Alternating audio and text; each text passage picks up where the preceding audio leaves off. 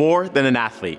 It's a phrase we hear when players proclaim that Black Lives Matter or call attention to victims of social injustice. At the core of these gestures is real activism, and that's a testament to the enduring legacy of Arthur Ashe.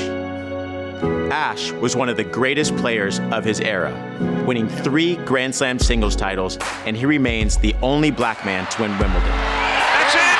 And he's done it. He really has done it. But those accolades only begin to tell the story of his remarkable life and career.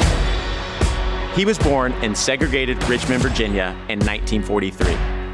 Ashe took up tennis at the age of 7, and 3 years later, he was introduced to legendary ATA coach Robert Walter Johnson. Under Johnson's tutelage, Ashe became the first black player ever selected to United States Davis Cup team. On the court, he thrived, even as he lived through the injustices of a country in the throes of major social upheaval. As black athletes struggled with the question of how to enact meaningful change, Ashe often found himself in the middle of the conversation.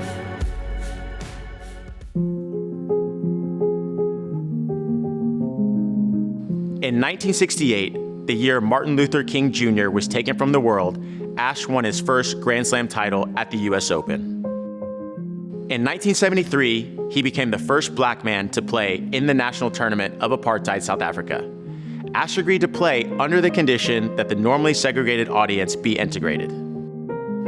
Ashe, in many ways, epitomized his times, captivating audiences with his excellence on the court, arrested for protesting injustice off it.